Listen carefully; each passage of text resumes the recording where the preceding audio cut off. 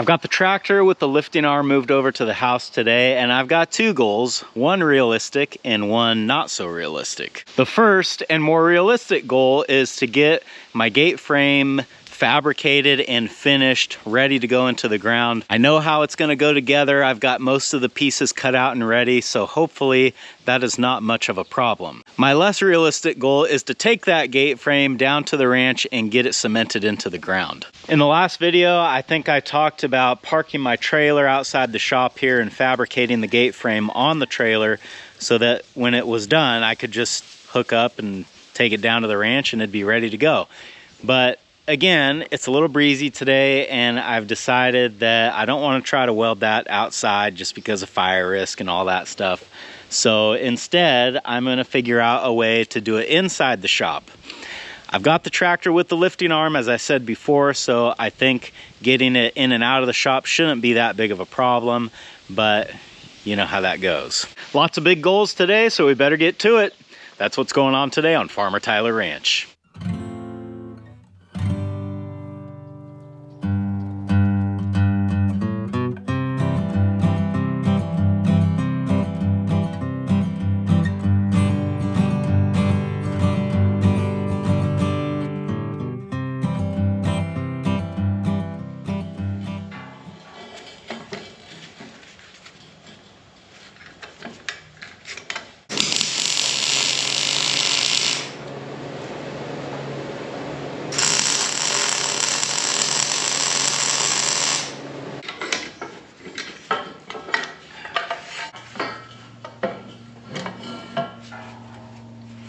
The big challenge with laying the gate frame out on the ground is, as you can see, the floor of my shop is anything but level.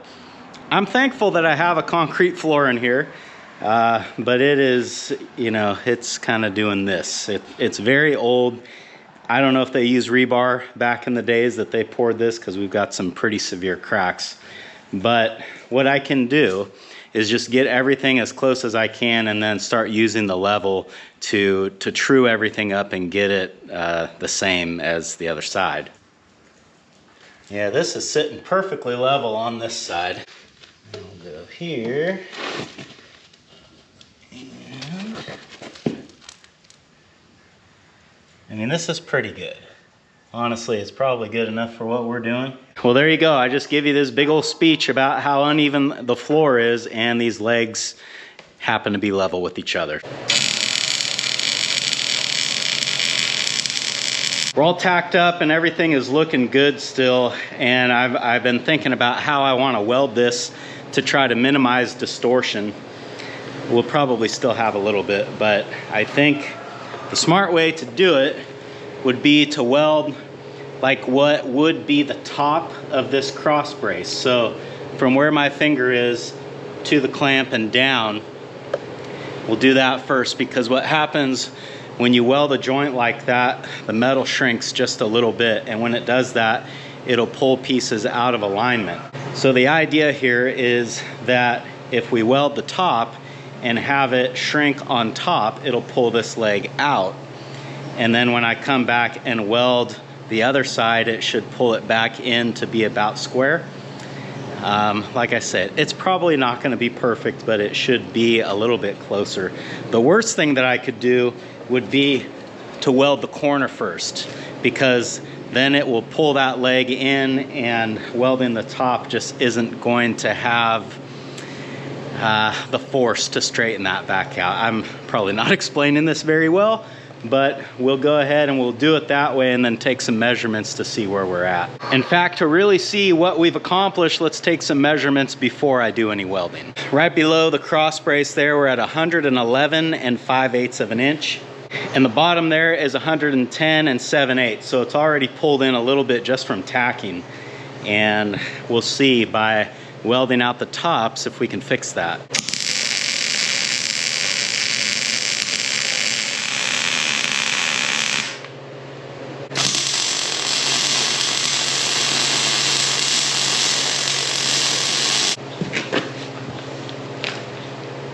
So just from welding the tops of the cross brace, it pulled the legs back out to 111.5. So it almost pulled them back into straight, but not quite. Bear in mind that this doesn't have to remain perfect, but as I'm welding it, it's something that I try to shoot for so that there's just less correction that I need to make later on when I'm putting this into the ground. Honestly, I could spread these posts at probably 2 inches or even more just because they are so long. So I'm not really worried about it, but it's just kind of one of those things.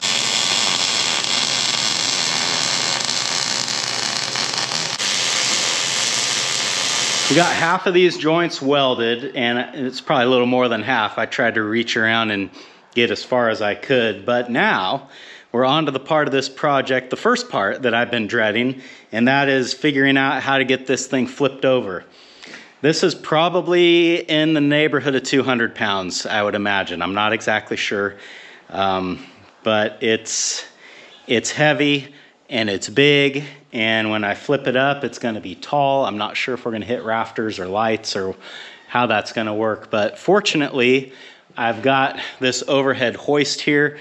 We're gonna utilize that and see if we can't figure out a way to do this. Enough, they may not be. We'll find out.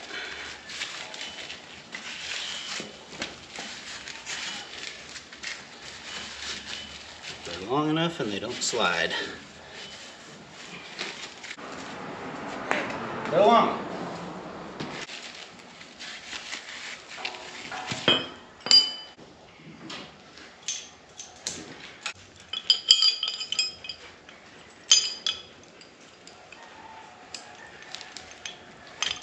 A chain hoist is a very handy tool to have, especially when you're working alone. That one I think can lift like 1,500 or 2,000 pounds or something like that. So it's pretty awesome to have that in the shop. But the one drawback that they have is that they are very slow. So I'm gonna speed this up for you a little bit.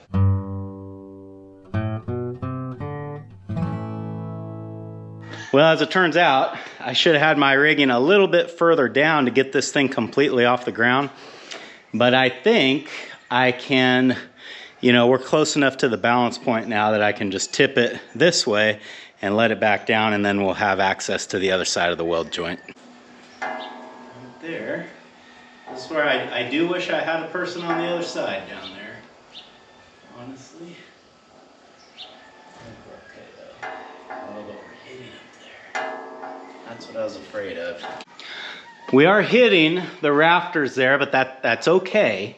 If I can, you know, it's one of those, you just take your time, move it a little bit here, a little bit there, and pretty soon we can walk this bottom out towards that wall where it needs to go. And the more we do that, the more clearance we'll get on top, and we can set it down.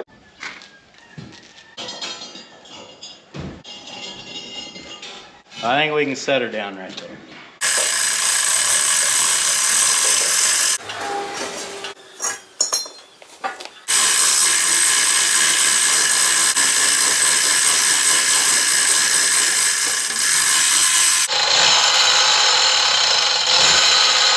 Well, there you go. We got her flipped over. No damage to person or property.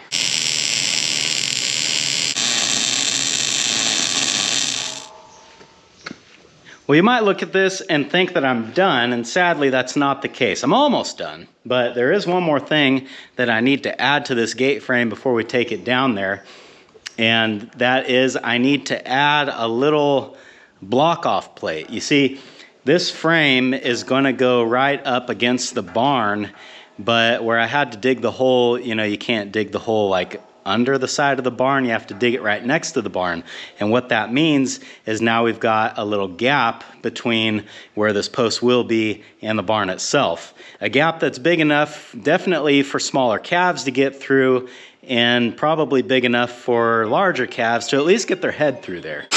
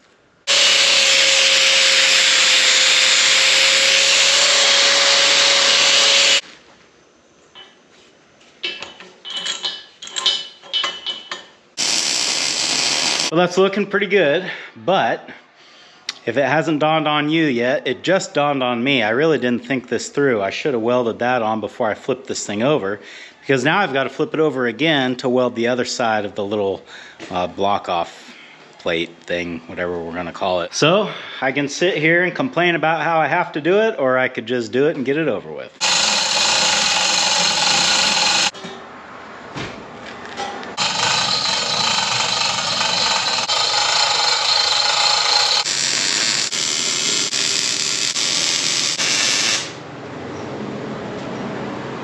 Probably took longer to get this thing flipped over than it took to actually weld it, but it's done now. I'm gonna let this cool down for a minute, and then I can put the strap back on and we'll see if we can't somehow wrestle this thing onto the trailer.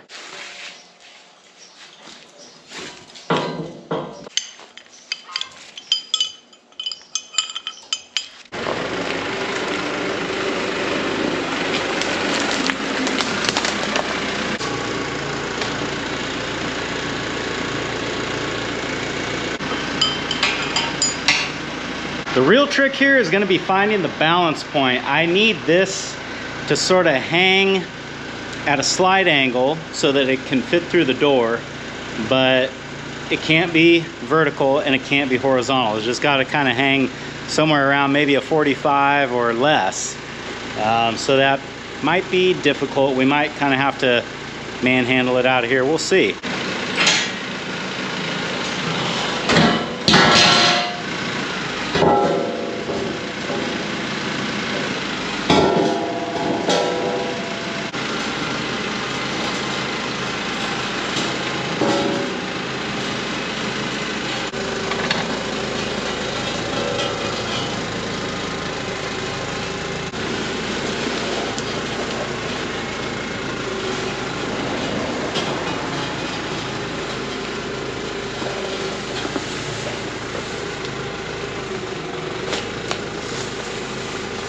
All right, well, we're out of the shop.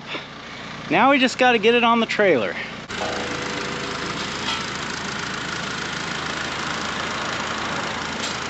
I think the thing to do here is to take my blue tie strap off the front so that it can just kind of twirl on its own, and then I'm going to start backing up and I'll lower it down just enough for it to lightly skid the ground. And the reason that I'm going to do that is because then it won't be just spinning around wildly. It'll be a lot more predictable, like what it's gonna do. And where I've got the trailer parked, I can just back straight into it and I should be able to set it right down. So that's why I didn't put the post caps on there yet, because I thought that I might end up doing this. And now it's looking like this is gonna be the way to do it.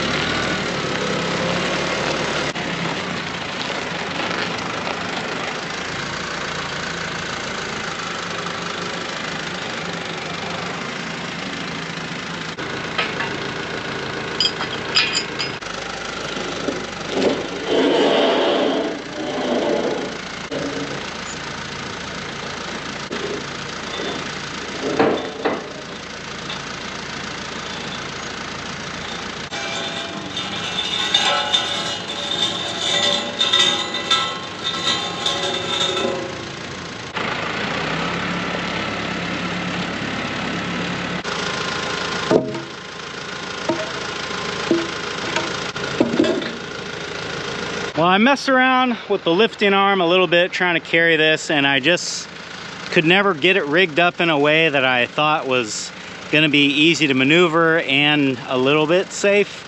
So I think what I'm gonna do instead is, you can see I dropped it right here. I'm gonna get the New Holland out of the way. We'll pull the 8N out, and I think I can lift it up with the hay spear and actually get it up off the ground and be fairly stable in doing that. With the 8N, I ought to be able to pull right through here and set this thing fairly precisely where I want it. So I'm gonna get these holes ready for it, and then that's what we're gonna try to do. See?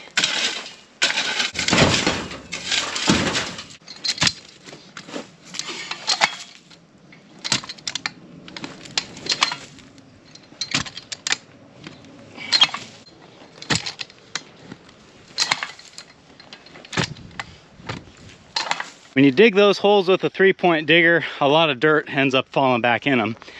So I always clean them out with the hand digger because we're filling them up with concrete. We don't want a bunch of loose dirt down there. But man, sometimes you clean so much dirt out of there, you're like, what did the 3-point digger even do?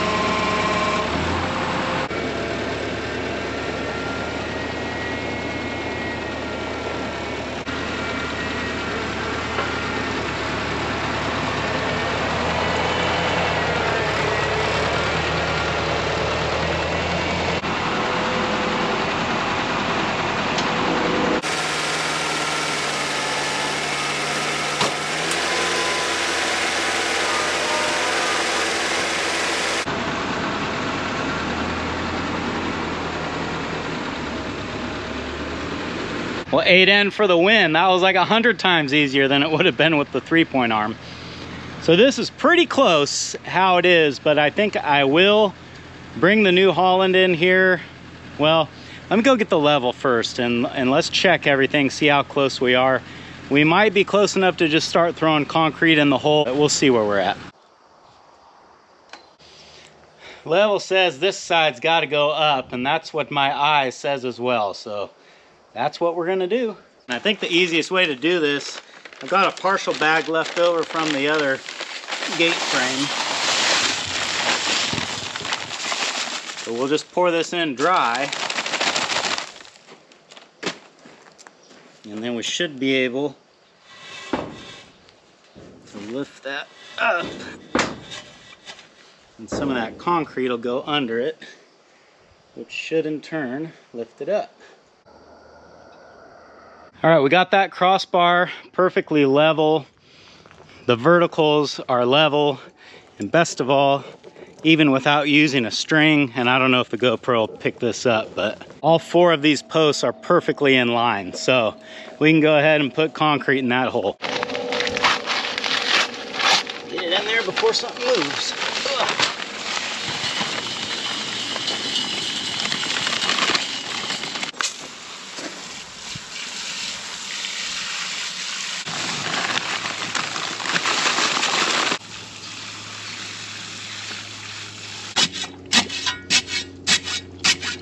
Whenever I'm pouring concrete in a hole to set a post like what I'm doing now, I'll pour a little bit, check level again, pour a little more, and you'll find that as you go, you have to correct it a little bit because when you pour stuff in the hole, things move. We'll go through and check everything again before we start adding any more. This way it'd be a little harder to correct. Fortunately, it doesn't need it.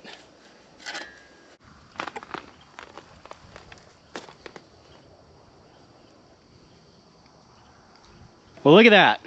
We got the realistic goal and the unrealistic goal done today. Things are moving along pretty good with this project. I think the next step, or the next thing that I'm gonna try to do, is bring the welder down here and we'll weld the permanent pipe from this gate frame to the square post over there.